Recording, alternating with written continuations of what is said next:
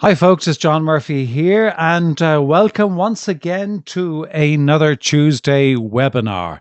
And this is a real treat for us here on the Winning at Business and Life series of seminars because I'm delighted to introduce to you today a fantastic lady, Connie Kadansky from Phoenix, Arizona. Connie, say hello. Hello there. Great. Well, listen, that is fantastic. Just to give you a little bit of background, I said Connie is from Phoenix, Arizona. She specializes and a specialist in sales called Reluctance.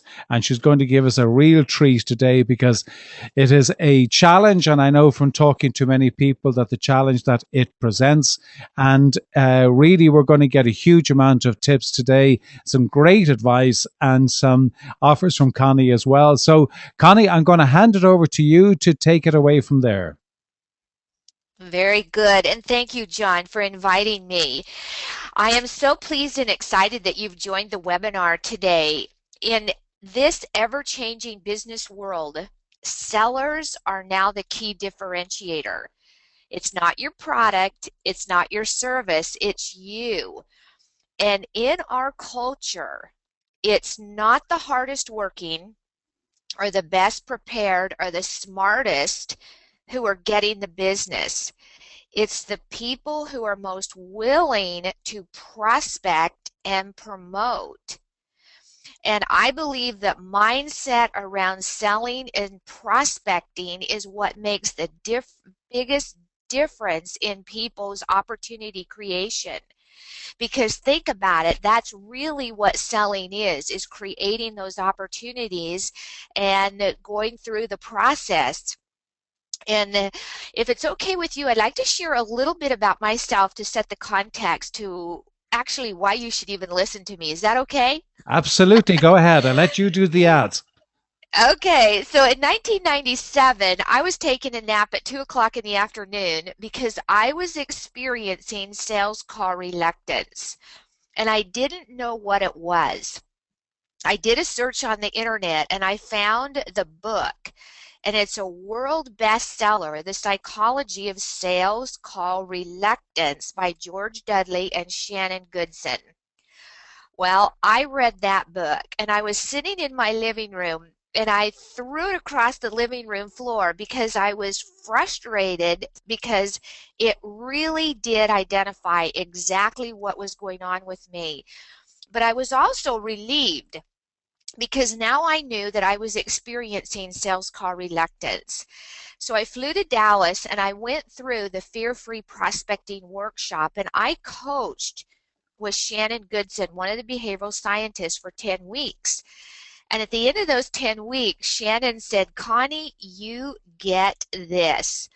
And that is when I bought a license from behavioral science. So for the last 15 years, I've been training and coaching people, financial advisors, salespeople, insurance, software sales, you name it, pest control, uh, and just a variety of industries on overcoming that call reluctance that keeps them from earning the kind of money that they deserve.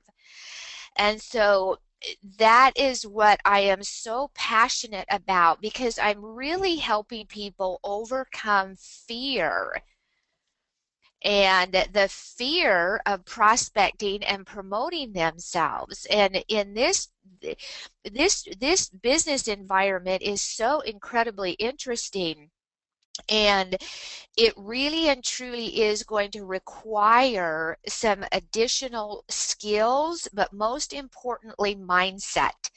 And I know that, John, you working with your people, you're consistently working with them on mindset and also process.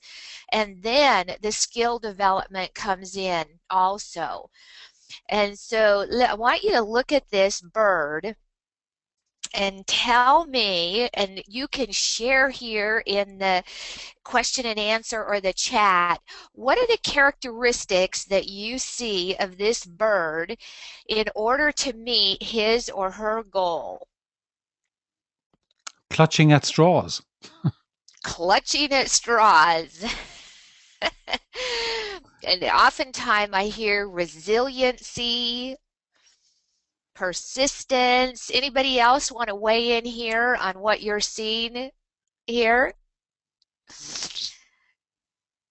And the big one is really stretching and how salespeople, in order to succeed, are going to really need to stretch in order to meet their goals. And really, once people get into that rhythm, it actually gets more fun and more challenging. And so I already touched on this. The mindset is absolutely key. And coming out of the gates today, I'm sure that you didn't join into the webinar to hear something that you've already heard before or you want to hear. So I'm going to go ahead and just come out punching, because I believe that this, with every fiber of my body, that I don't care what anybody sells. I work with people that are in the banking industry that they cannot even talk to somebody unless they have $10 million that they can invest, and just at different arenas. If you're in sales, which we all are, right? If you can take on the mindset that you are a professional lead generator who happens to sell whatever you sell, financial services, that you're a professional lead generator who sells insurance or mortgages or commercial insurance. And I'll tell you where I really had this really affirm that my teaching on this is in working with a company who sells to cosmetic and plastic surgeons. And the plastic surgeons that have the mindset that they are marketers first and plastic surgeons second have a waiting line of patients here in the United States, because I know we have people from other countries. The plastic and cosmetic surgeons that have a fixed mindset, no, I'm a plastic surgeon first and foremost, they are closing their second offices and working 3 days a week, because it really is, it's about marketing and being professional lead generators. And when people take on that mindset, the most amazing thing happens is prospecting becomes more of an adventure, because they're a professional lead generator. And then process is so key. And believe it or not, I still have people who are many years in the sales arena who are still winging it. And I'm a believer that we need to have a process on how we answer our phone, because process is key, because that's where we can really start learning and tweaking so that we can get better results. So it's really about visibility management. And are you managing your visibility in your market?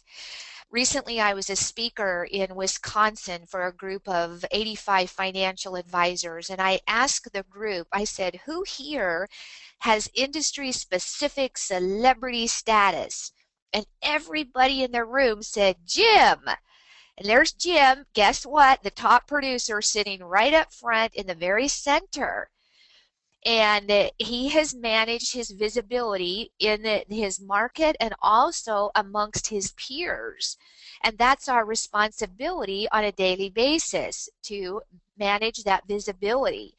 And professional salespeople who are absolutely succeeding in a powerful way have anywhere from 12 to 15 appointments a week. Yes, that is so true. And I have some of my seasoned people say, oh, I want quality versus quantity. Well, yes, indeed. You can have quality appointments, 12 to 15 a week. And you start really aiming for that, because that's where the top producers are. They've pulled it together, and that's it. So visibility management and keeping it really in front of people. So last year, the two behavioral scientists went out. They talked to 4,700 salespeople. They wanted to know, how is social media impacting their prospecting?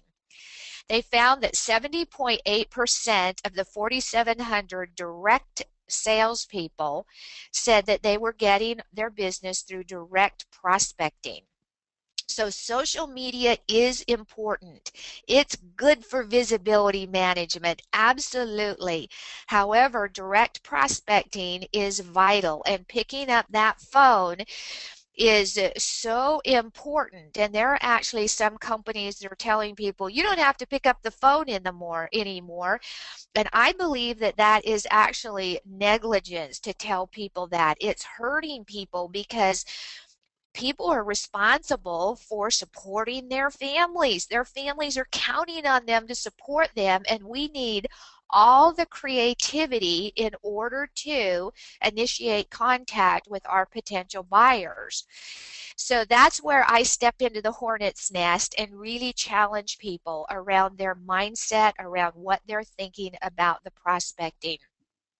And it doesn't diminish the fact that you are a professional financial services rep, that it just is a fact of the times. And the people that truly get it are the people that are going to thrive through this ever-changing business world. So how do you know if you're call reluctant? Well, the first place you look is look in your wallet. How much money's in there today?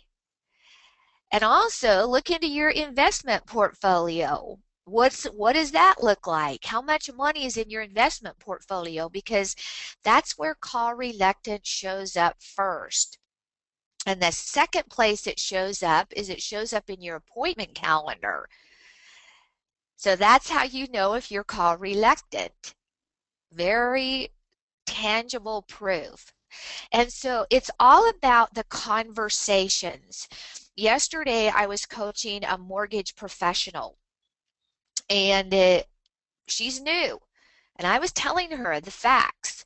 You have 20 conversations a day, and you will absolutely meet your goals. 20 conversations a day. And she has a husband who is really brilliant with internet marketing. And so he's going to be able to create and get those leads in from the internet. However, she's still going to have to talk to those people, right? Have those conversations. 20 conversations a day, you'll be at the top of the heap.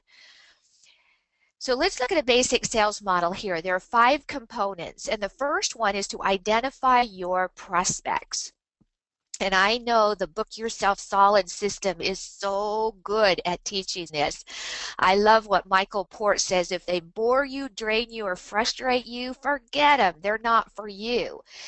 And with John's system on Book Yourself Solid, that is really very powerful in identifying your prospects so that you can initiate contact, so that you can introduce yourself, your product and services, so that you can have that all coveted sales presentation and conversation, so that you can influence them to buy from you. And when you look at that sales model, most sales training starts at the 4th step. What do you say once you're in front of somebody? When in reality, the most difficult is in initiating contact and introducing yourself, because guess what? It's emotional in origin. So yes, you need a script. There's technicalities there. However, it's emotional in origin in order to succeed at step 2 and 3, initiating contact and introducing yourself. Connie, can I just come I in there just for a believe, second? Sorry, can I just come in there a yes, second, please. just to endorse the point that you're making? I was having a conversation with a Michael Kitces. I'm not sure if you know Michael Kitces, who is a commentator in the US about a lot of in financial services. And when I was asking him, what is the biggest challenge facing, in this case, financial advisor I was talking about, but it's the same that applies to anybody who is selling. And he was saying actually the biggest challenge is really understanding the target market that you're after, understanding the specialist service that you're in, and also knowing how to actually get in front of those people, which is just the point that you're making. Yes. And the days of smiling and dialing are over. And highly targeted phone calls, they work. Mhm. And you may have it's a, I call it strategy, structure, and execution. You need to have a strategy in order to get their attention and engage them. And I believe that 70% of the sale is in engagement and uncovering the need. Yeah. 70% of the sale is in that very front end. Thank you for adding that. And just, John, continue to. It makes it more interesting. So, what is the single best predictor of sales success? What do you think? Anybody care to weigh in here? You can put it over there in the Q&A and John will Well, one read it person has out. actually said generating enough leads. It's true. Uh, There's a high correlation uh, between Somebody prospecting. else has said Head personal energy. personal energy. So the two behavioral scientists over 40 years, there's a high correlation between prospecting and sales success. So the prospecting is you're managing your visibility and the sales success. Here's my definition of prospecting. So it's all about the proactivity that you take to qualify and get in front of the potential buyer. So a prospect is anybody who can get you closer to a goal. So maybe it's not that direct buyer, however, it's somebody who can introduce you, correct? So that's the prospecting. So what's your favorite excuse for not prospecting? Anybody favorite excuse for not Fear of consistently rejection. prospecting? Oh, I hear that one a lot. We're gonna take that one on. What else? Don't have enough people to contact. Oh, okay. Don't have enough. Somebody else has said, well, fear again. It was the word that's actually come through. Um, Getting the time. Don't buy that, but anyway, it's come through. Okay, so yes, so notice that those are definitely well, we'll call them just excuses, right? And so that really is part of overcoming car reluctance is to be really candid with yourself and with your coach and fess up and say, yeah, it's the fear of rejection. I'm going to give you a definition for fear. I want you to write it down. Fear is the mental response to a perceived threat. A mental response to a perceived threat. So what's the key word there, John? It's mental, and It's well, mental and it's perceived. and it's perceived, right? And so if we really look at that, oh, a mental response to a perceived threat. So when we get into the solution for the call reluctance, we're going to be talking more about that. So yes, indeed, everybody on our prospect list, they're busy, they're professional. They have lives, they have children, they have personal challenge, they have parents.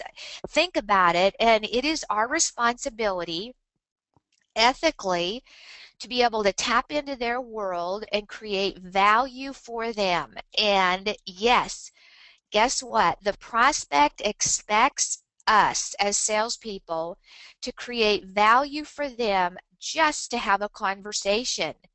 The days of calling somebody up and saying, I want to learn more about your business are over. It used to be like that, but we cannot do that anymore. We must create value for people. It's interesting that yesterday I was interviewing a top producing sales gentleman that sells the communication systems, telephone systems for companies.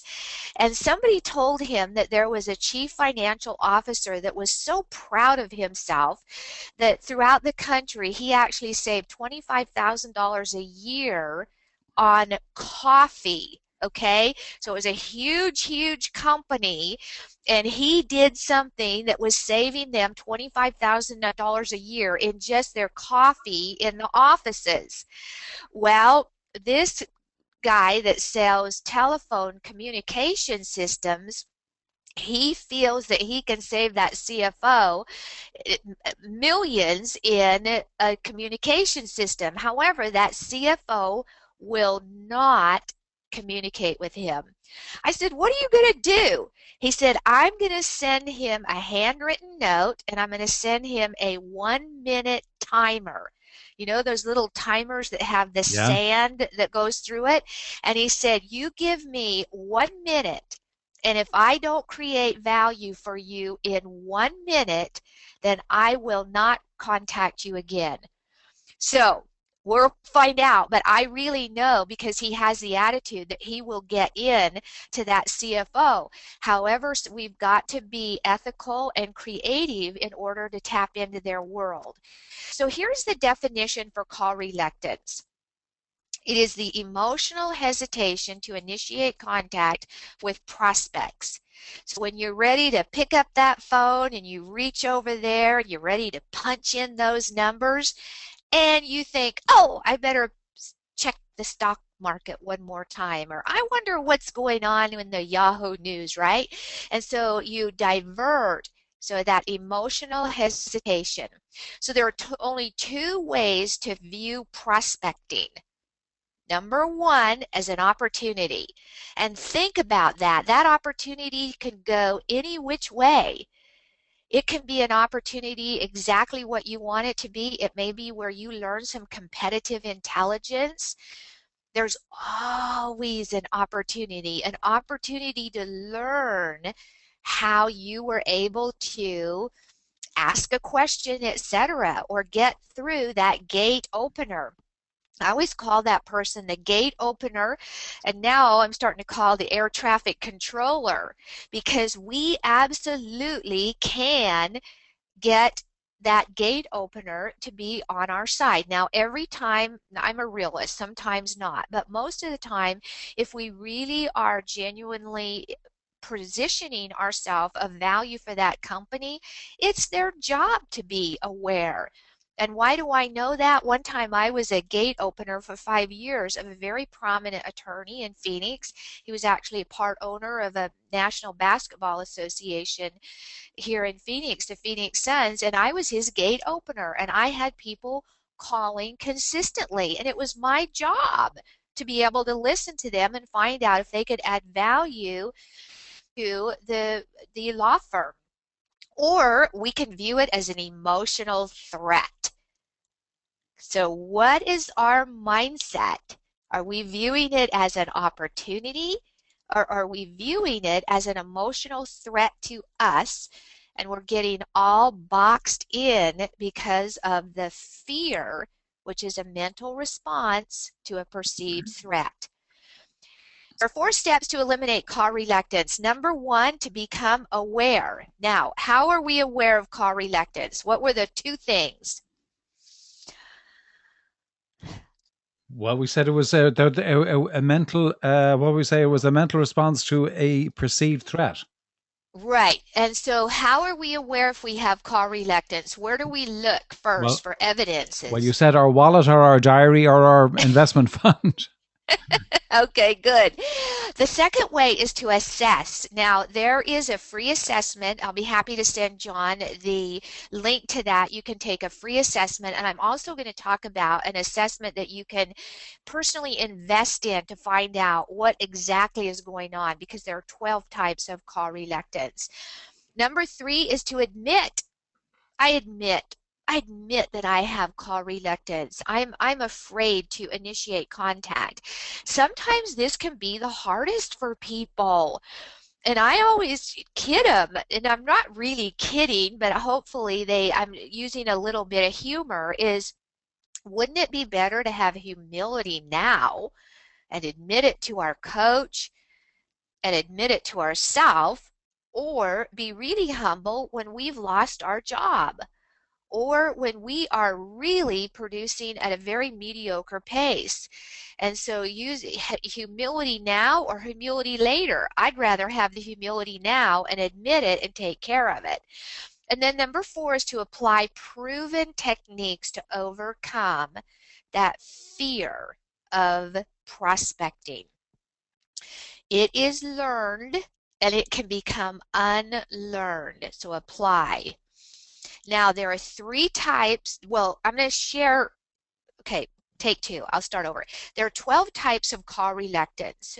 12 ways that we emotionally hesitate to initiate contact. And also, if anybody wants to have all 12 types, I'll send you that information. I'm going to only cover 4. The first type is the yielder call reluctance, and that is the individual who is very relationship oriented. They want to be liked, and they're actually wanting to be liked and approved of is more important than being productive. So they can be the people pleaser. These people are usually really good at customer service. They're very good account managers, but they are not good account developers because they're not assertive enough. And also, they haven't developed that emotional resiliency when somebody says, I'm not interested. They go, oh, okay, opposed to really getting in there and challenging that particular individual in a professional manner. So think about it. If you're talking to a prospect about their desired result and their current reality, in order to get people to move, there needs to be a little bit of tension, tension.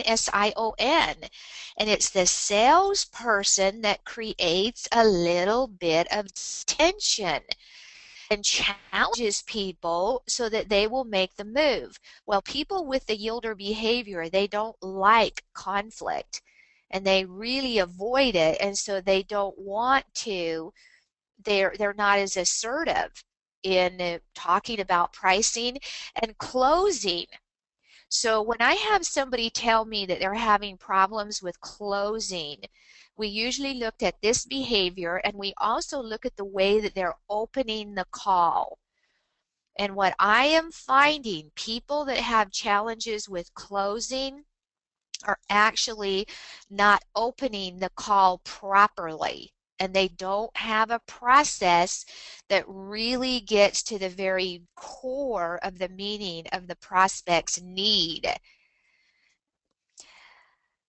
The over-preparer, call reluctance, is somebody who wants to be perfect. And yes, I coach many over-preparers, and the representation here is that a gemologist knows that they're dealing with a fake stone when it's perfect. However, the over-preparers think that they need that perfect script to get moving. And it's Connie, really, is that not a form of procrastination? Because to a large extent, if you wait until something is perfect, it is the perfect excuse never to get started. yes, there's procrastination is definitely involved in there, which is really self-sabotage. Yeah. But yeah, but the over preparer is definitely they overthink, they overanalyze, and an over preparer comes from I want to be perfect or I don't want to mess up. Mm.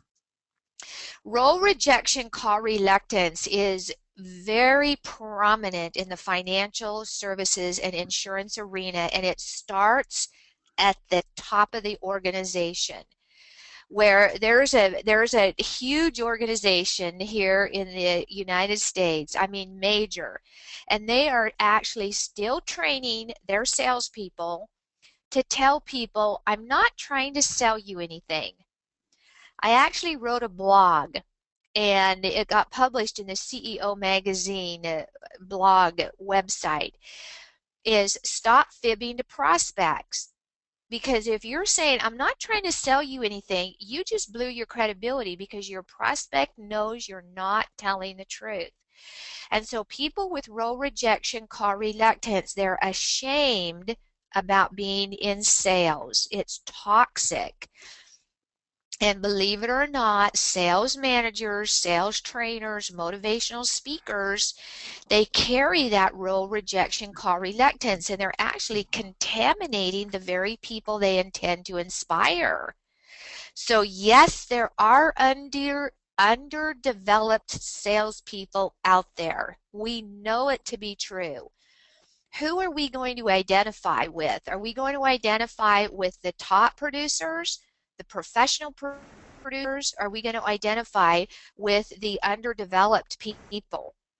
And so role rejection, call reluctance, I usually find people are, they don't understand their value. I'm here in Arizona. I'm going to take a sip of water here. It's a dry part of the And world. they don't understand.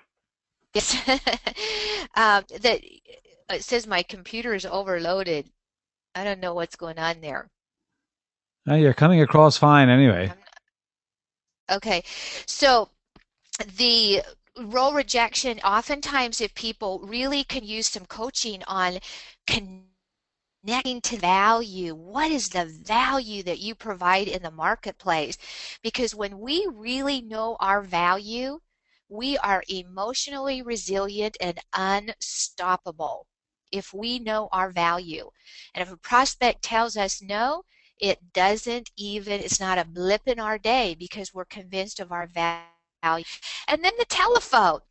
The telephone, if you really only have telephobia, guess what? You can overcome it in one morning in your office. I did. So I really teach that your telephone is your personal ATM machine with unlimited cash in it. And when we can start perceiving it as our ATM machine and just see it and shifting that mindset to the tool that is going to get us appointments. So those are the 4 types. So there are 8 other types that if you want to know more, I'll be happy to send you that information.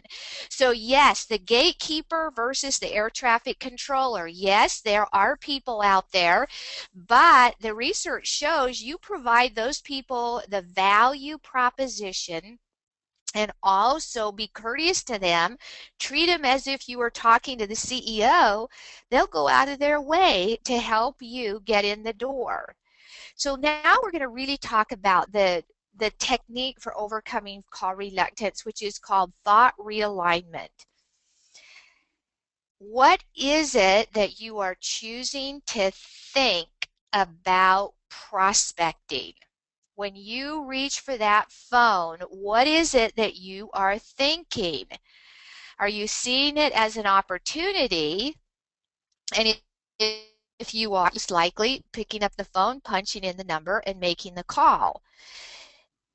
Whatever you think triggers a feeling or an emotion which alters your action. And so it's really about learning how to and rewiring your brain to start thinking about prospecting and thinking about it differently, thinking about it in a way of opportunity. So when people have call reluctance, they're thinking a thought that is triggering anxiety. So in the first step in overcoming call reluctance is really identifying what is causing you to stop. Write it down. I'm going to share some of the things that I've heard over the years.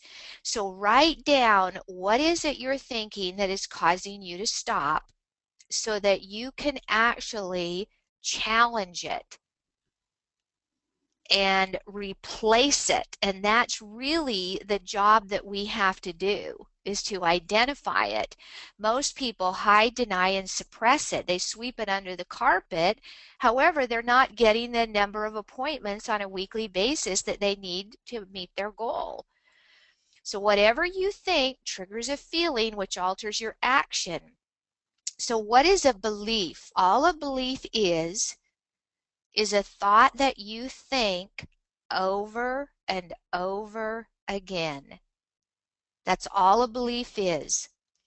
And the most important thing I believe that I could ever say to anybody is whatever you believe, you will create situations to validate belief. So if you believe that you have value, you will create situations to validate that belief. If you believe that people don't like to be called on the phone, you will create situations to validate that belief. And there are actually people out there that are advocating that it doesn't work anymore to pick up the phone. It's not true. And when you hear somebody saying that, you need to look at what they're trying to sell you. Connie, Because coincidentally, sorry, just coming in there, just in terms of thought process, coincidentally, I was just writing an introduction to a blog post today, and I was referring to, I was saying, we're in the month of May. I hear some people saying, "Oh, we're coming into the summer months. It's the silly season, so there'll be nobody around." And I was saying, that's just to you, what you call a belief. It's creating a mindset. Well, I won't do any business, and of course, the consequence of that is that you won't do any business. But for anybody who is a high achiever, that just doesn't enter into the thought process. no, it doesn't. And that's what people do around the holiday side time, and they take a medication. And it's, yes, kudos to you. I want to read that blog post. So what is attitude? All attitude is a sum total of your beliefs. So what are your beliefs about you? Because when you really look at the attitude, and I do not have caller ID on my phone. I pick up the phone if I'm available, and I have salespeople that are calling me, and I can tell you that the ones that are really friendly and know my business, I will listen to them. And I've had two recently that absolutely captivated me because they knew exactly what, they knew the name of my business, they knew what I did, they'd researched a little bit, they made the connection of what the value could be, and they were friendly. They had the attitude. And I know both of them are going to are extremely successful. So that's where you really look at here is to question, okay, so what am I choosing to think? And I really do choose the word choose because we do choose Mm. on what it is that we think. So let's talk about that fear of rejection because that is brought up so much is that people have a fear of rejection is really a negative interpretation. So if somebody tells us, no, I'm not interested, it's really, okay, so what am I making that no mean? Am I going to personally take it on, or did I simply just, they're just not a prospect, or I caught them at a bad time? So when we choose to experience the fear of rejection, it throws us into a negative emotion, which throws us into negative behavior, and we don't get the results we want. So fear of rejection is only a label that changes nothing. And also is to really say, okay, am I going to choose that I just got rejected?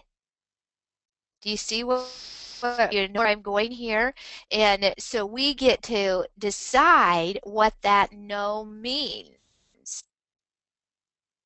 So it's really just a negative information.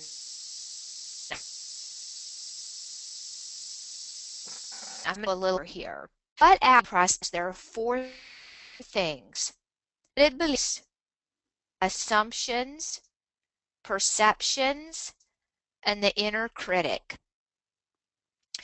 And so what really is looking at what are us. The assumptions are more emotional.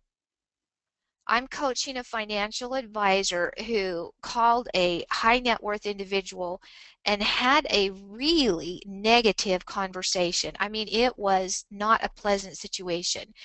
Well, it was so emotional for him that now he thinks that it's going to be that way every time, right? The experience was so horrific. And so his assumption is that everybody's going to be like that. And it's really tripping him up. We're working hard on getting through that. The perception or the interpretation. So somebody says no. What's my perception of that? And the inner critic, which is usually really mean and destructive. And we all have that little inner critic, and some people have different degrees of intensity of the inner critic. And some people have that inner critic calm down. But these are the four things, and that's why the coaching is so important. So there are, the technical part of the coaching, the how to get in motion, but also the emotional part. And emotional intelligence is where we really develop in this area of emotional intelligence. We learn how to handle all of this constructively. So that's why I'm a big believer in the coaching. So here's some of the things that people have shared that come up for them that when they're ready to pick up that phone. Have you thought of that? I don't want to sound scripted. I'm going to mess up. What if they say they're not interested? So those are the things. They think I'm trying to sell them something. Okay, that's role rejection. I'll blow the contact. I've had people tell me that. I have just a finite number and I'll blow the contact. And then I feel inadequate. Again, that's the inner critic there. They'll be upset I interrupted them. Okay, that's the yielder called reluctance. So we are in a busy environment, and guess we are interrupting them. However, is your value greater than the interruption? So those are the ways. Now, if you can actually admit and say, okay, put your hand on your heart and say, it's not prospecting that causes me anxiety. Take a deep breath. It's not prospecting that causes me anxiety. It's my thought about prospecting. It's the thought about prospecting that is causing our anxiety. So when you can really own up to that, guess what? You are so much further ahead in overcoming the call reluctance because you're taking responsibility. So it's my thought about prospecting that is causing me anxiety. It's not prospecting in and of itself. So when you're ready to pick up that phone and you stop, immediately jot down what is causing you to stop. Look at it. Is that a limited belief, assumption, perception, interpretation, or is it my inner critic? And really find out what is the theme here. Okay, sometimes it's good just to take a deep breath and look at something cute and adorable. So we were talking about that, a lot of that into in the nitty-gritty of the fear. So once in a while, let's just take a look and give ourselves a little bit of a mental relief and look at something sweet and cute. I love that little guy. So people come to me and they say, can you help me love prospecting? Well, I never guarantee that I can help anybody love it, but I can truly help people neutralize the negative, and you can meet your goals by neutralizing the negative, by just absolutely neutralizing it, and you can move forward, and then you will start having more appointments, more success. You'll start seeing how important it is and how it really is your personal ATM machine. Now, I'm going to share something with you that most people do not know, and I feel it's my responsibility because it's scientific. And did you know that every time we think a thought, our body makes a chemical? So if you have good thoughts, elevated thoughts, happy thoughts, your body is making a chemical that makes you feel good. Conversely, if you have a negative, insecure thought, your body makes a chemical that makes you feel exactly the way you're thinking.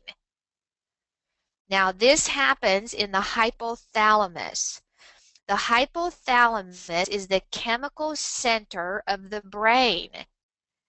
And that hypothalamus is consistently secreting chemicals and spitting out those chemicals. Now, that's not a medical word, and I've really simplified this, but if people really knew what was happening, every single thought you think, your body is secreting a chemical.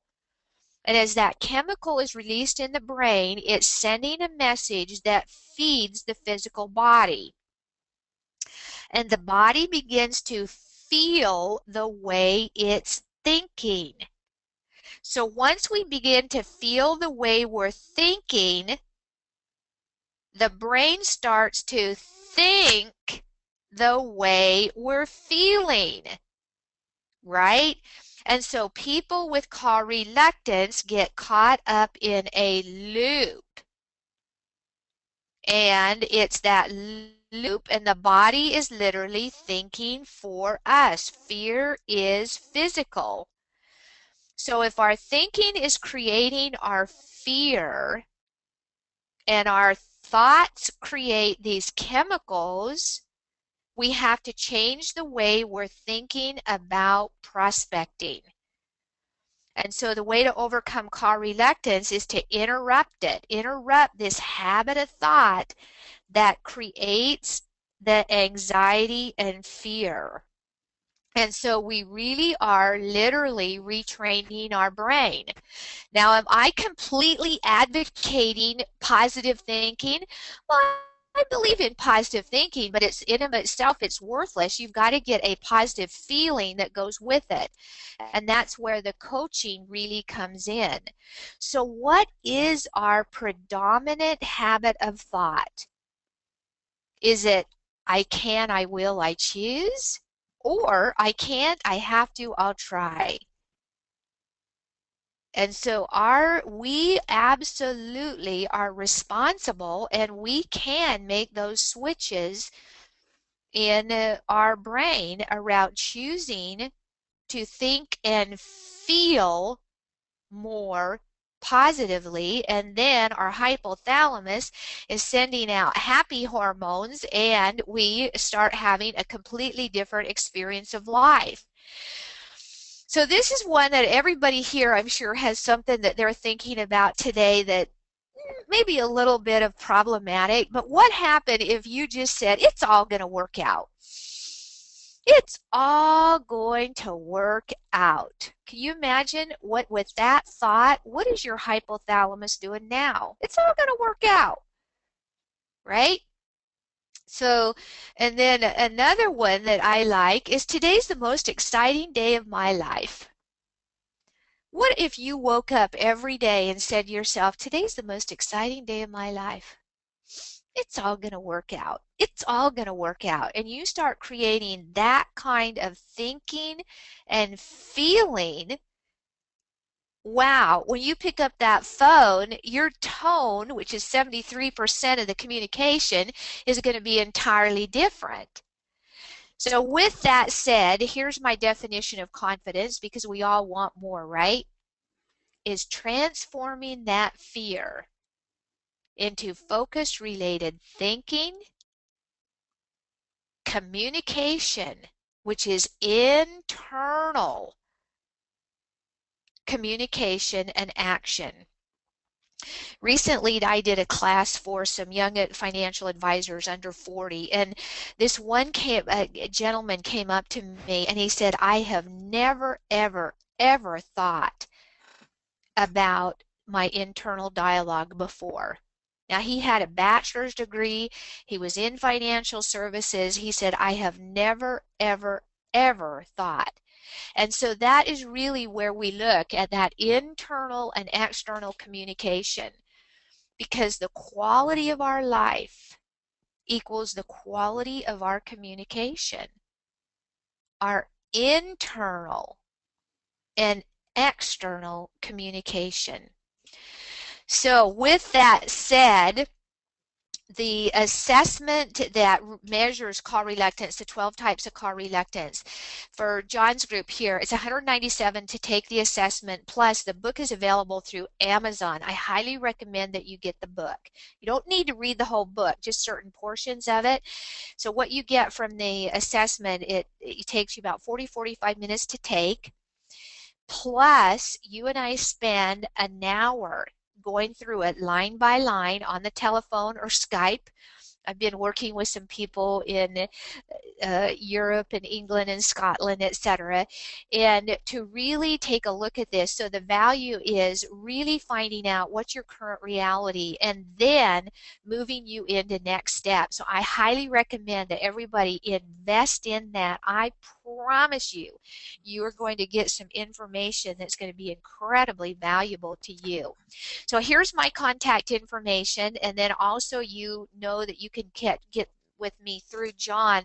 So John, any comments, questions from you or from anybody that is attending today? Yeah, that's great. And by the way, just to repeat that, if anybody wants to get in touch with Connie, they say certainly I'm quite happy to facilitate that, and you have the details there as well. One of the things I found it really fascinating, but one of the things that struck me early on about when you were talking, Connie, was that you were talking about people having 12 to 15 appointments per week, and and I certainly buy that and the value of of having that amount. But I think for many people, they actually don't really know, they wouldn't accept that they actually need to have that number of appointments. Is that something you come across? Well, yes. However, when you really look at the top producers, that's what they're striving for. Yeah, And because as you know, appointments change and people cancel, people reschedule, etc. But you've got to shoot for the moon to hit the stars. And also an appointment you is when you really capitalize on that appointment and start asking for referrals and talking about referrals. I'm sure that you work with your people like with sure. that. But it is an absolute fact, 12 to 15 a week. Right. And people, when they start having those kind of appointments, believe it or not, I mean, I know you believe it, they really do get themselves in alignment. They get more organized, they get more prepared, and it is their life is just so much more just stimulated because new business is the lifeblood of business. Sure. Can I ask you just one other question that's related to that? And I know I'm just conscious of time, but and it has come in as a question is, when I get on the phone, it's for a lot of people, and I've heard this being said before, and just remind of it here in the question box. But how do I actually start the conversation? I mean, how do I get that initial engagement? Any tips for people on that? Well, yes, and here's where most people, I believe 90% of the people are missing the mark, is their value proposition is I-centric. I help people like you, blah, blah, blah, right? Where I work with my clients on people similar to you count on me or rely on me to dot, dot, dot. So what is it that they get? Now, I don't know. I think something's telling me, John, what's your belief in having a value proposition? Yeah, absolutely. I mean, I think that you just need to. I mean, it's fundamental because it actually says what you're there to serve. Well, and it really is. And there are some people that don't believe in it, but I'm going like, well, if you don't believe in it, I mean, because when you call somebody up, they have 7 questions around their head about you. The prospect does. Mm, And it's the salesperson's responsibility to answer those 7 questions. They want to know, who are you? Who's your company? What's your objective, your motive, your agenda? Do we have anything in common, and do I like you? And so people that are issues oriented immediately want to know who you are and who's your company.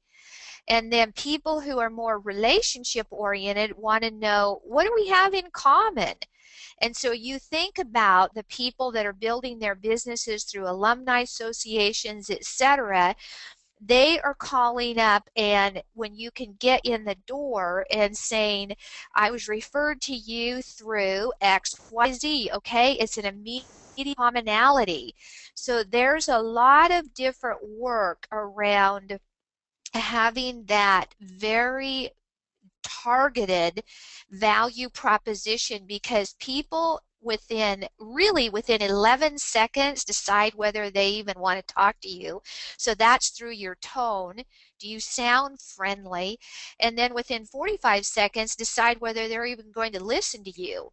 Yeah. But to be able to just hit the ground running with what I recommend is that, I work with people similar to you who count on me to XYZ.